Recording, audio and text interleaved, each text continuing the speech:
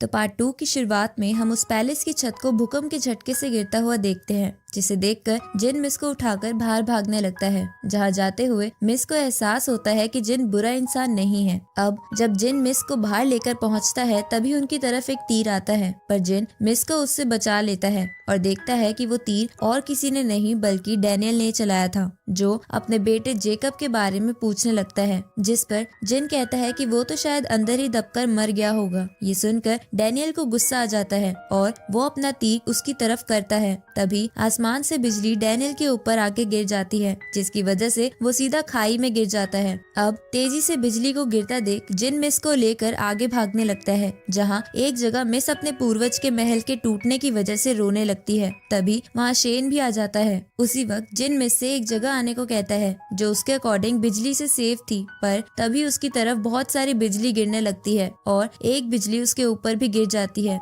जिसे देखकर शेन कहता है कि शायद इस बेवकूफ का मरना ऐसे ही लिखा था। उसी वक्त जिन फिर से उठ खड़ा होता है और उसे कुछ भी नहीं हुआ था, जिसे देखकर मिस भी बहुत खुश हो जाती है। अब जिन को जिंदा देख शेन हैरान हो जाता है। साथ ही मिस को भी समझ नहीं आ रहा था कि सारी बिजली जिन की तरफ ही क्यों जा रही है, जिससे उसे कुछ हो भी नहीं रहा। अब ये जानकर मिस जिन से उसकी फैमिली की मदद करने को कहती है, जिसके बदले में जिन कहता है कि मैं तुम्हारी मदद जरूर करूंगा, लेकिन इससे पहले मुझे कहीं जाना है, तो तुम भी अपने घर चली जाओ। आगे जिन एक जगह बैठ जाता है जहाँ उस पर लगातार बिजली गिर रही थी, लेकिन उसे कुछ भी फर्क नहीं पड़ रहा था। साथ ही उसे ये बिजली कुछ अलग सी लगती है। तभी उसे आसमान में से एक रोशनी चमकती हुई दिखती है। उसी समय जेनी नाम की एक लड़की जो बहुत ही खूबसूरत थी उससे आकर टकरा जाती है। दूसरी तरफ मिस भी जिन की फिक्र कर रही थी। अगली सुबह जब जेनी को होश आता है तो वो जिन से उसके कपड़े ढूंढने को कहती है, क्योंकि उसके कपड़े जंगल में कहीं खो गए थे। जिस पे जिन कहता है कि इतने घने जंगल में तुम्हारे कपड़े कैसे मिल पाएंगे।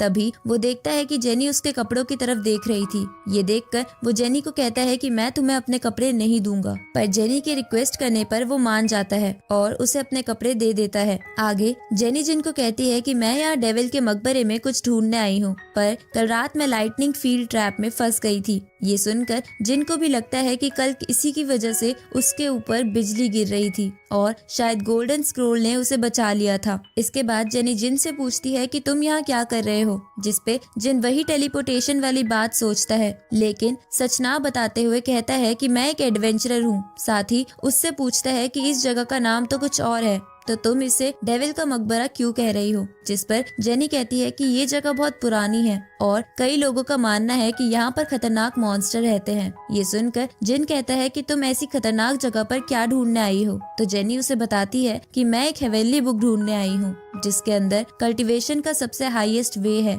ये सुनकर जिन को लगता है कि कहीं वो बुक गोल्डन स्क्रोल ही तो नहीं, इसलिए वो जेनी से उस बुक के लुक्स के बारे में पूछता है। जिस पर जेनी उसे बताती है कि वो एक गोल्डन कलर के स्क्रोल जैसी दिखती है। ये जानकर जिन हैरान हो जाता है और समझ जाता है कि वो वही स्क्रोल है जो उसके अंदर चला गया है, इसलिए वो जेनी को वहाँ रुकने का कहकर कहीं चला जाता है। ये देखकर जेनी को भी थोड़ा शक होता है। आगे हम स्पिरिचुअल वर्ल्ड में उस गोल्डन स्क्रोल द्वारा जिन को कल्टीवेट करते हुए देखते हैं, जिसे देखकर जिन भी हैरान था। थोड़ी देर बाद वहाँ जेनी आती है और जिन को कल्टीवेट करता देख कहती है कि तुम्हें अपनी मेथड को थोड़ा चेंज करना चाहिए। तो जिन भी चेंजेस कर लेता है, जिसके बाद वो और तेजी से स्पिरिचुअल एनर्जी एब्जॉर्ब करने लगता है, जिसकी वजह से जेनी के आसपास तेज तेज हवा चलने लगती है और वो जिन के आसपास बहुत सारी एनर्जी को देखती है, लेकिन उसे लगता है कि यहाँ के लोग बहुत ताकतवर है। इसके बाद जेनी जिन से पूछती है कि तुम इतनी स्ट्रॉन्ग एनर्जी कैसे एब्जॉर्ब कर रहे थे, जिसपे जिन कहता है कि ये तो बहुत ही आसान है, लेकिन जिन को उस एनर्जी के बारे में ज्यादा नहीं पता था। इसलिए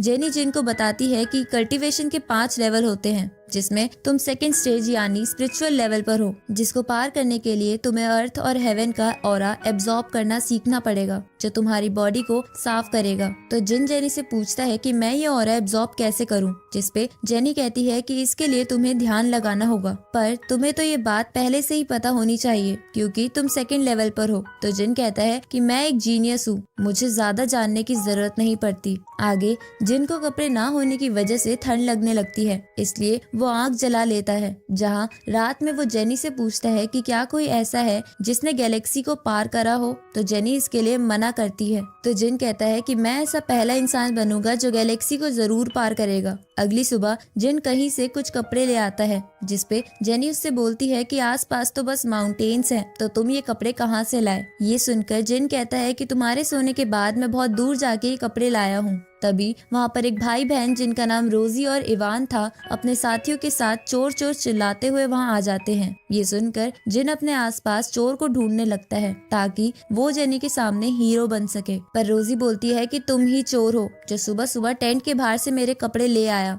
साथ ही तुमने मेरे टेंट में भी झांका था। अब दो सिपाही जिन को घेर लेते हैं, तो जिन कहता है कि मुझे कपड़ों की जरूरत थी, इसलिए मैंने इसे बस बोरो करा है। जिस पर इवान कहता है कि तुम गंदे इंसान हो, क्योंकि कोई लड़का लड़की के कपड़े क्यों चुराएगा। ये सुन के जिन जेनी से मदद मांगता है, तो जेनी उन सबको बताती है कि ये एक गलत फहमी है, कल रात मेरे कपड़े फट गए थे, इसलिए ये मेरे लिए कपड़े लाया होगा। तभी जिन रोजी के कपड़े सूंघ कर कहता है कि ये तो बड़े गंदे हैं। ये देखकर रोजी गुस्से में वो कपड़े फाड़ देती है और जिन को मारने के लिए आगे बढ़ती है, पर जिन उसे आसानी से दूर धकेल देता है। अब जिन की पावर देखकर इवान कहता है कि तुम तो इतनी जल्दी स्पिरिचुअल लेवल पर भी पहुंच गए, यानी तुम कोई बुरे इंसान नहीं हो। लेकिन रोजी इस बात पर एग्री नहीं करती। इसके बाद इवान जिन से कहता है कि ये मेरी छोटी बहन है, इसलिए इसकी बात का बुरा मत मानो। साथ ही वो उससे बोलता है कि हम एक दूसरे शहर में जा रहे हैं और हमें बॉडीगार्ड की जरूरत है, तो क्या तुम ये काम करोगे। ये सुनकर जिन जेनी से इस बारे में पूछता है, तो जेनी भी साथ चलने के लिए मान जाती है। आगे रास्ते में इवान जिन को कहता है कि मैं और मेरे अलावा 4 और फैमिली एक खास चीज की तलाश में निकले थे, जिसे हमने हासिल कर लिया है, पर इसकी वजह से हमारे कई अच्छे योद्धा भी मारे गए हैं, जिसे मौका बनाकर बाकी फैमिलीज हमसे ये ट्रेजर छीनना चाहती है। पर मैं खुश हूँ कि मुझे आज तुम मिल गए और तुम्हारी मदद के बदले हम तुम्हें कुछ रिवॉर्ड्स भी देंगे। ये सुनकर जिन वहाँ बैठी रोजी और जेनी के ऊपर इम्प्रेशन जमाने के लिए कहता है कि मैं ये सब रिवॉर्ड के लिए नहीं कर रहा, मुझे तो सबकी मदद करना पसंद है। आगे इवान एक जगह जाता है जहाँ पर पहले से बाकी फैमिलीज के लोग बैठे थे और उनमें से एक फैमिली का बंदा जिसका नाम रॉबिन था, वो इवान से वो ट्रेजर मांगने लगता है, जिसपे इवान कहता है कि इसे तो हमने ढूंढा है। ये सुनकर रॉबिन गुस्सा हो जाता है और इवान को अपनी पावर की मदद से पीटने लगता है। तभी वहाँ जिन आ जाता है और रॉबिन को बड़ी आसानी से दूर फेंक देता है। ये देखकर वहाँ खड़े बाकी लोग हैरान हो जाते हैं कि ये लड़का इतनी जल्दी स्पिरिचुअल लेवल पर पहुँच गया है। तो जिन कहता है कि अब से मैं इनका बॉडीगार्ड हूँ, तो तुम्हें इनसे लड़ने के लिए पहले मेरा सामना करना होगा।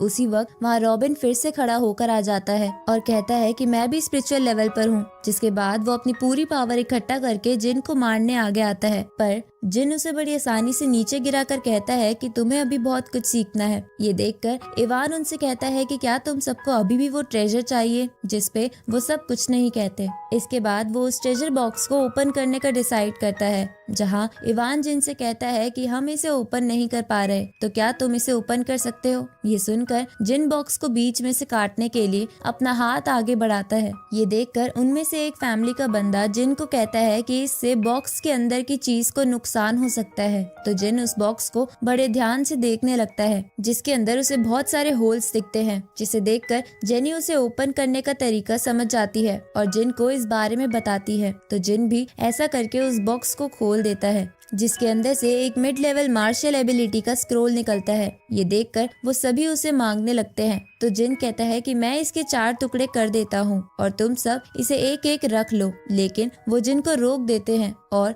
आपस में स्क्रोल के लिए बहस करने लगते हैं। जिसे देखकर जिन कहता है कि जब तक तुम सबके आपस का झगड़ा सुलझ ना जाए, तब तक मैं इसे अपने पास रखता हूँ, जिसके लिए इवान आसानी से मान जाता है और बाकी सबको भी जिन की स्ट्रेंथ की वजह से मानना पड़ता है। आगे हम रॉबिन को स्क्रोल की वजह से गुस्सा करते हुए देखते हैं, क्योंकि वो उसके हाथ में नहीं आया था। तभी उसके पास एक दूसरी फैमिली का बंदा आता है और उसे कहता है कि तुम चिंता मत करो, फिलहाल चाहे वो स्क्रोल जिन के पास हो, पर जल्द ही हम दोनों मिलकर उस स्क्रोल को चुरा लेंगे, जिससे हमें उसे शेयर भी नहीं करना पड़ेगा। इधर हम जिन को एक टेक्निक को सीखते हुए देखते हैं, जिसे वो सीख नहीं पा रहा था। तो ये देखकर जेनी उससे कहती है कि ये टेक्निक इतनी भी मुश्किल नहीं है जितना तुम इसमें टाइम लगा रहे हो। मेरे लिए तो ये बच्चों का खेल है। ये सुनकर जिन को गुस्सा आ जाता है और वो अच्छे से फोकस करके उस टेक्निक को करना सीख जाता है। तो जेनी कहती है कि तुम तो इसमें मास्टर भी बन गए हो। रात को हम कुछ मास्क वाले लोगों को वहाँ देखते हैं। और इसी के साथ ये पार्ट यहीं खत्म होता है।